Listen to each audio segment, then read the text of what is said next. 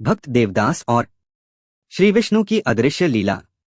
बहुत समय पहले एक छोटे से गांव में, जिसकी गलियां मिट्टी की थीं और जहां लोग सादगी और परिश्रम से अपना जीवन व्यतीत करते थे, वहां एक युवक रहता था। नाम था देवदास। वह गरीब था, न घर में कोई वैभव था, न जीवन में कोई भौतिक सुख सुविधा, परंतु उसके हृदय में भगवान श्री विष्णु के प्रति अद्भुत श्रद्धा और अटूट भक्ति थी। वह दिन रात प्रभु का नाम जपता, गुनगुनाता और प्रत्येक प्राणी में उनकी छवि देखने का प्रयास करता। सुबह की धूप में नदी किनारे स्नान करता और तुलसी के पौधे को जल अर्पित कर अपने मन में कहता, हे नारायण, तुम्हारा नाम ही मेरा जीवन है, मेरी सांसों में बस तुम ही बसो।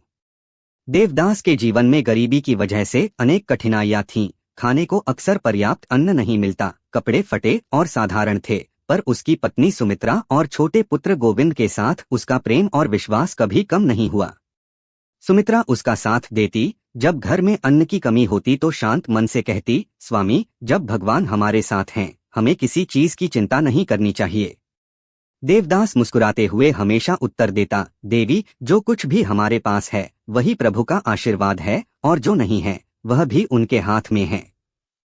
गांव के लोग अक्सर उसे अजीब समझते, क्योंकि वह कभी धन या प्रतिष्ठा के पीछे नहीं भागता, परंतु उसके हृदय की शांति और श्रद्धा देखने लायक थी।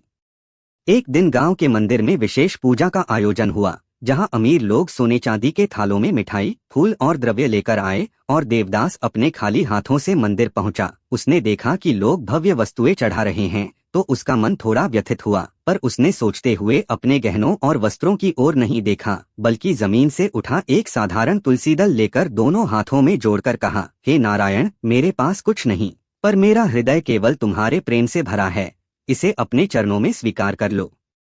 जैसे ही उसने तुलसी दल मूर्ति के चरणों में रखा, मंदिर में अचानक एक दिव्य प्रकाश फैल गया। पुजारी और भक्त सब स्तब्ध रह गए, और मूर्ति के होठों पर हल्की मुस्कान झलक उठी।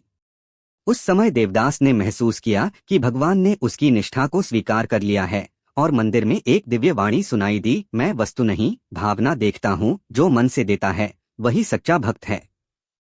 इसके बाद देवदास गांव लौट आया, परंतु कुछ ही समय में गांव में अकाल पड़ गया। खेत सूख गए, कुएं खाली हो गए, और लोग भूख से तड़पने लगे। देवदास ने अपने घर के अंतिम अन्न को अपने परिवार और पड़ोसियों के बीच बांट दिया। उसकी पत्नी ने थोड़े डर और चिंता में पूछा, स्वामी, अब हम क्या खाएंगे?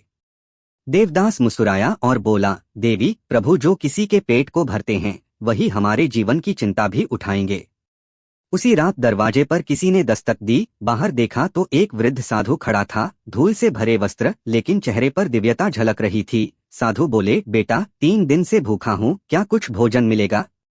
देवदास ने बिना हिचकिचाए अपनी थाली उसे दे दी, और साधु ने भोजन ग्रहण कर आशीर्वाद दिया, तुम्हारा घर कभी खाली नहीं रहेगा। और वह वृद्ध साधु जैसे ही भोजन समाप्त कर रहा था, अदृश्य हो गया। अगले दिन सूरज के साथ ही गांव में बारिश होने लगी, सूखी धरती हरी हो गई, और देवदास के घर में अन्न की भरमार हो गई।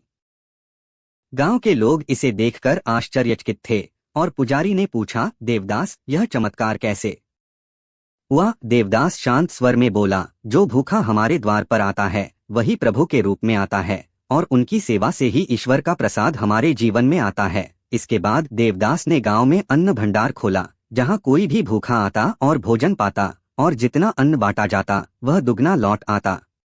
समय बीतता गया, और देवदास का जीवन पूर्ण भक्ति और सेवा में बीतता रहा। वह रात दिन भगवान का ध्यान करता, तुलसी के पौधों की सेवा करता, और गांव के बच्चों को शिक्षा देता कि प्रेम और सेवा ही सच्ची भक्ति है। वर्षों बाद जब देवदास वृद्ध हुए, तो एक दिन वह उसी मंदिर में बैठे जहां उन्होंने पहली बार तुलसी दल चढ़ाया था। उन्होंने कह दिया, हे नारायण, अब जीवन पूर्ण हुआ, पर आपकी भक्ति का सागर अनंत है। तभी मंदिर में वही दिव्य प्रकाश फैल गया, तुलसी दल हिला, और भगवान की मूर्ति से एक ज्योति उनके मस्तक पर ठहर गई। देवदास समाधि में लीन हो गए, और मंदिर से पुष्पों की वर्षा होने लगी। गांव के लोग वर्षों तक इस कथा को सुनाते रहे, और माता पिता अपने बच्चों को बताते, जब भी किसी भूखे को भोजन दो, समझो स्वयं नारायण आए हैं। देवदास का नाम पूरे प्रदेश में प्रसिद्ध हुआ, लेकिन उन्होंने कभी अपनी कीर्ति नहीं चाही। उनका जीवन यह संदेश देता है कि सच्ची भक्ति धन या दान से नहीं, बल्कि प्रेम, सेवा और निष्ठा से होती है। इस कथा से यह भी शिक्षा मिलती है कि जो व्यक्ति अपने हृदय से ईश्वर के प्रति प्रेम रखता है, उसकी सेवा करता है, और हर जीव में भगवान को देखता है, वही सच्चा भक्त कहलाता है। और उसके जीवन में भगवान की लीला हमेशा प्रकट होती है, चाहे वह कभी भी अदृश्य रूप में क्यों न हो। यही भक्ति, त्याग और सेवा का संदेश देवदास की अद्भुत जीवनगाथा से हम सबको मिलता है।